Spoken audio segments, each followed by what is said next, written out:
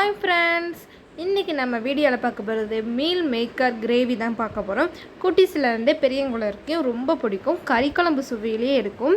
வீடியோவில் எப்படி பண்ணலான்னு காமிச்சிருக்கேன். வாங்க வீடியோக்குள்ளே போய் பார்க்கலாம். மீல் மேக்கர் கிரேவி தான் இன்றைக்கி பண்ண போகிறோம். அதுக்காக மீல் மேக்கர் எடுத்திருக்கேன். நல்ல பெரிய மீல் மேக்கராக எடுத்திருக்கேன். நீங்கள் சின்னது கூட எடுத்துக்கலாம். இந்த மாதிரி எடுத்து வச்சுருக்கேன். இதில் சுடுதண்ணி ஆட் பண்ணிடலாம். சுடுதண்ணி நல்லா சூடு பண்ணி எடுத்திருக்கேன். இது நல்லா மேலே வரைக்கும் ஊற்றிக்கோங்க. இது நல்லா ஊறட்டும். அதுக்குள்ளேயும் நம்ம மசாலா ரெடி பண்ணிடலாம். மீல் மேக்கர் கிரேவி பண்ணுறதுக்கு ஃபஸ்ட்டு நம்ம பிரியாணி இலை, சின்ன பிரியாணி இலை எடுத்துருக்கேன். அது 2 சோம்பு 1 டீஸ்பூன், ஒரு பட்டை எடுத்துக்கோங்க, ஒரு ஜாவித்ரி, கல்பாசி 1, கிராம்பு 3 எடுத்துக்கோங்க, ஒரு நட்சத்திர சோம்பு. இதெல்லாம் சேர்த்து நம்ம நல்லா வறுத்தெடுத்துடலாம். எண்ணெய் ஊற்றாமல் ட்ரையாக. இதெல்லாம் நல்லா எண்ணெய் ஊற்றாமல் ட்ரையாக வறுத்தெடுத்துக்கோங்க. நம்ம கறிக்குழம்பு எப்படி வைப்போமோ அதே டைப் தான். இது கூடயே ஒரு ஏலக்காய் சேர்த்துக்கலாம். நல்லா வறுபட்டுருச்சு. இப்போ இது ஒரு பிளேட்டுக்கு மாற்றிக்கலாம்.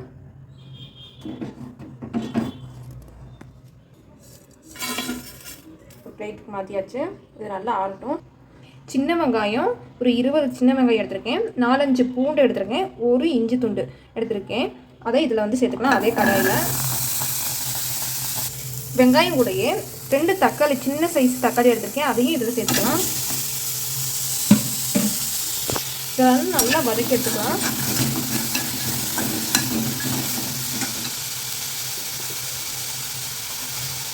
கொஞ்சமாக எண்ணெய் சேர்த்துக்கோங்க.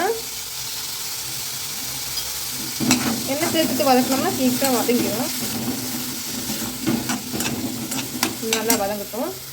தக்காளியெல்லாம் நல்லா வதங்கிடுச்சு. வெங்காயமும் நல்லா வதங்கிடுச்சு. இப்போ இது மிக்ஸி ஜாரில் மாற்றிக்கலாம். வறுத்து வச்சோம் பார்த்தீங்களா, அதை இந்த மிக்ஸி ஜாரில் மாற்றிக்கலாம்.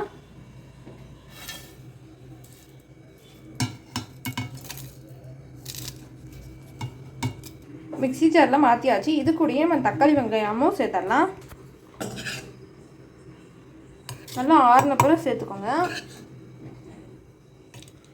மிக்ஸி ஜாரில் மாற்றியாச்சு. இது கூடயே நம்ம 4-5 முந்திரி பருப்பு சேர்த்துக்கலாம். அப்போ சேர்த்துக்கிட்டோம்னா கொஞ்சம் நல்லாயிருக்கும், திக்காக க்ரீமியாக இருக்கும். உங்களுக்கு விருப்பப்பட்டால் சேர்த்துக்கோங்க, இல்லாட்டி வேணாம். இது கூடயே தேங்காய் சில்லு எடுத்துருக்கேன், அதையும் சேர்த்துக்கிறேன். இதெல்லாம் சேர்த்து அரைச்சிட்டு வந்துடலாம். இந்த அளவுக்கு பைன் பேஸ்ட்டாக அரைச்சிக்கோங்க. இப்போ கிரேவி பண்ண ஆரம்பிச்சிடலாம். ஒரு குக்கர் எடுத்திருக்கேன். அதில் தான் இன்றைக்கி கிரேவி பண்ண போகிறோம். இப்போ குக்கரில் தேவையான அளவு எண்ணெய் ஊற்றிக்கலாம். எண்ணெய் ஊற்றினப்பறம் கொஞ்சமாக சோம்பு, 1/2 டீஸ்பூன் சோம்பு சேர்த்துக்கோங்க. இது கூடயே ஒரு பிரியாணி இலை, ஒரு பட்டை,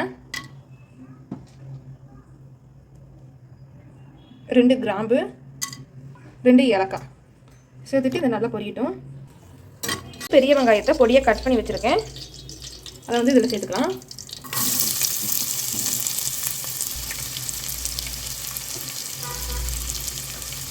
இது கூடயே ஒரு பச்சை மிளகாவும் சேர்த்துக்கலாம்.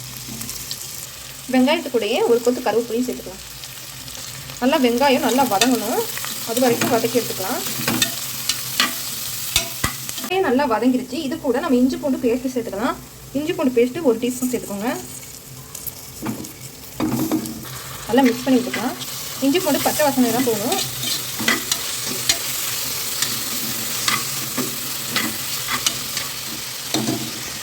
இஞ்சி பூண்டு பச்சை வாசனை போயிடுச்சு. இது கூடயே நம்ம மசாலாலாம் சேர்த்துக்கலாம்.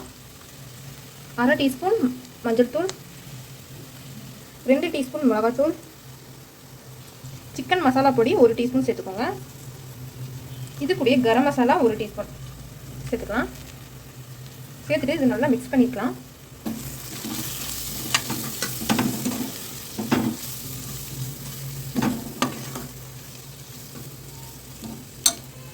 மீல் மேக்கர் பார்த்தீங்கன்னா நல்லா சுடுதண்ணியில் ஊற போட்டு நல்லா புளிஞ்சு 4-5 வாட்டி நல்லா தண்ணியில் வாஷ் பண்ணி நல்லா புளிஞ்சு எடுத்துக்கிட்டேன். ஏன்னா இதில் தண்ணி இருந்துச்சுன்னா கிரேவி நல்லா இருக்காது, ரொம்ப தண்ணி ஆயிரும். அதனால் நல்லா புளிஞ்சு எடுத்துக்கோங்க. எந்த அளவுக்கு முடியுமோ அந்த அளவுக்கு புளிஞ்சு எடுத்துக்கோங்க.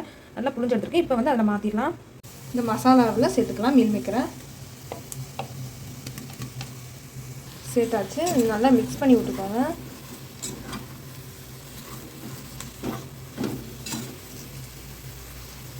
நல்லா மிக்ஸ் பண்ணியாச்சு. இப்போ நம்ம ஃபஸ்ட்டே அரைச்சோம் பார்த்திங்கன்னா, தக்காளி வெங்காயம் வதக்கி அரைச்சோம், அதை வந்து இதில் சேர்த்துக்கலாம். இந்த அளவுக்கு பைன் பேஸ்ட்டாக அரைச்சிக்கோங்க. இப்போ வந்து இதில் சேர்த்துடலாம். மீல் மேக்கருக்குள்ளே நல்லா மிக்ஸ் பண்ணி விட்டுருங்க. இப்போ எந்த அளவுக்கு உங்களுக்கு தண்ணி வேணுமோ அந்த அளவுக்கு சேர்த்துக்கலாம். உங்களுக்கு குழம்பா வேணும்னா நல்லா தண்ணி அதிகமாக ஊற்றிக்கோங்க. கிரேவி மாதிரி வேணும்னா கொஞ்சமாக ஊற்றிக்கலாம். தண்ணி சேர்த்துக்கலாம். நான் மிக்ஸி ஜாரில் அலசி அந்த தண்ணியை தான் சேர்க்குறேன், வேறு எந்த தண்ணியும் இல்லை. இன்னும் கொஞ்சம் தண்ணி ஊற்றிக்கலாம். இப்போ வந்து இதில் உப்பு சேர்த்துக்கலாம். எந்த அளவுக்கு உப்பு தேவையோ அந்த அளவுக்கு சேர்த்துக்கோங்க. இந்த டைம்லேயே போட்டுட்டு டெஸ்ட் பண்ணி பாருங்கள் உப்பு கரெக்டாக இருக்கான்னு. கரெக்டாக இருக்குது. இந்த டைமில் நம்ம விசில் போட்டுடலாம்.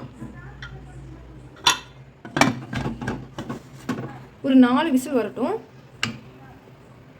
வெயிட் பண்ணலாம். விசில் நல்லா இறங்கிடுச்சு. இப்போ ஓப்பன் பண்ணி பார்க்கலாம். பாருங்கள் நம்ம மீல் மேக்கர் கிரேவி எப்படி வந்திருக்குன்னு. சூப்பராக இருக்குது. மாதம் சிக்கன் குழம்பு மாதிரி இருக்குது. சூப்பராக